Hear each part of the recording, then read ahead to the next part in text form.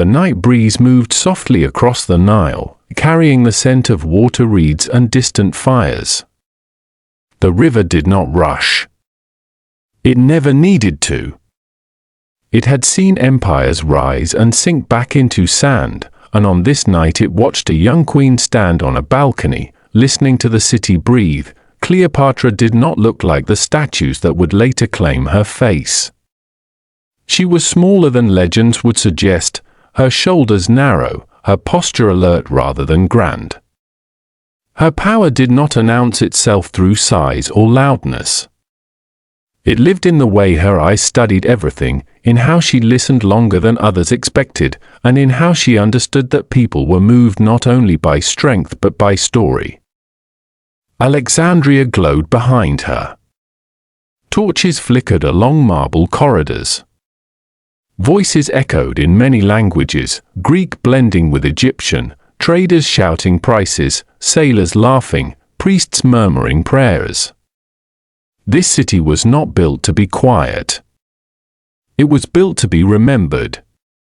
And Cleopatra understood that memory was a form of rule. She had learned early that survival required more than a crown. The palace had taught her this lesson gently at first, then with sharp edges. Whispers followed her through hallways. Smiles hid calculations. Allies shifted like sand after rain. Even as a child, she noticed how people spoke differently when they thought she could not hear. She noticed how loyalty could be borrowed and how easily it could be taken back. While others practiced ceremony, Cleopatra practiced attention. She learned how moods changed a room. She learned how silence could be louder than a command. Tutors taught her languages, but she went further, learning how each language carried emotion differently. She could speak to scholars with precision, to soldiers with fire, to farmers with warmth. She did not become many people.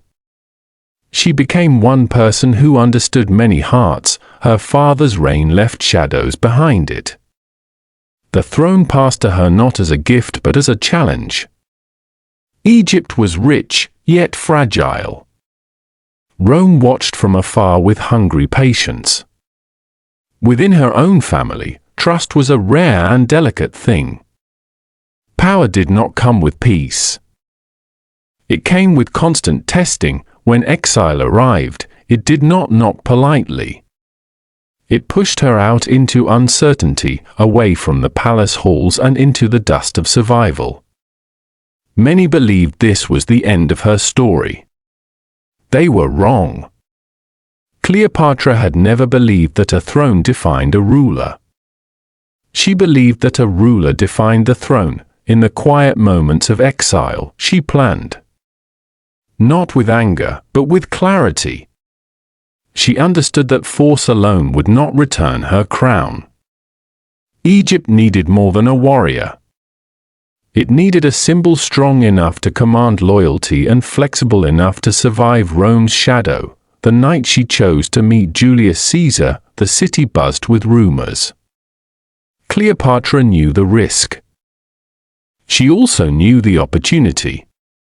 Rome respected power, but it remembered spectacle. So she did not arrive as a frightened queen begging for help.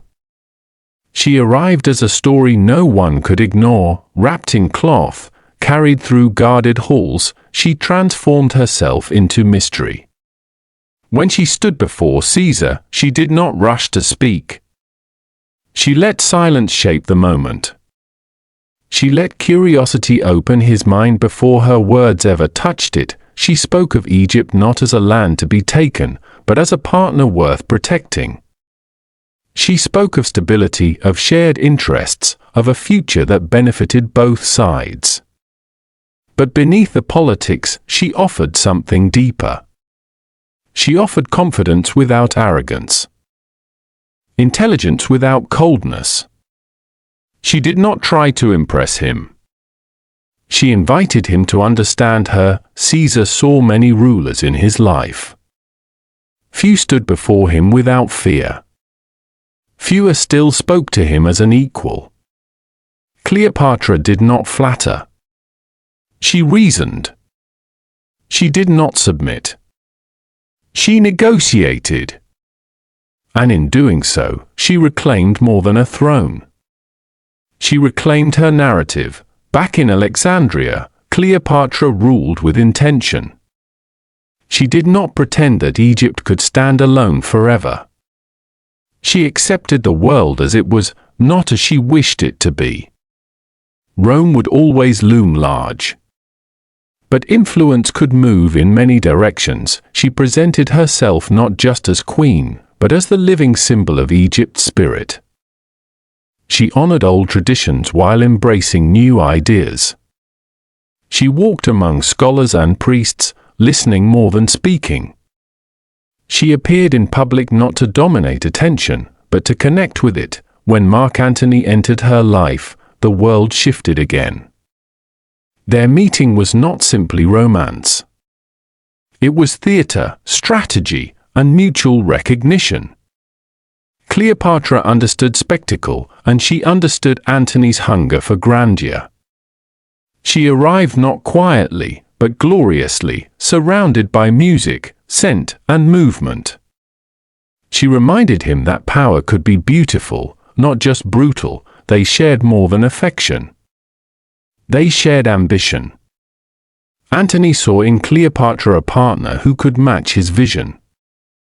Cleopatra saw in Antony a shield against Rome's growing coldness. Together, they tried to shape a future where Egypt remained more than a memory, but history is rarely gentle to those who challenge its momentum. Rome did not forgive defiance easily. Octavian moved carefully, reshaping public opinion, turning stories into weapons. Cleopatra was no longer just a queen. She became a symbol to be controlled or erased. As tension grew, Cleopatra faced choices that carried no easy answers. To surrender would mean survival without sovereignty. To resist would mean risking everything. She chose resistance, not out of pride, but out of belief.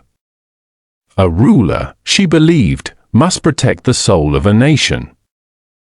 Even when the cost is unbearable, in her final days, Cleopatra did not crumble. She prepared. She ensured her legacy would not be written solely by her enemies. She chose how her story would end, not to escape fear, but to deny others the power to define her defeat. The myths that followed blurred truth and imagination. Some remembered her beauty above her brilliance. Some reduced her to romance instead of strategy. But beneath every legend lies a woman who understood power deeply and paid its price fully. Cleopatra's true story is not one of seduction, but of awareness.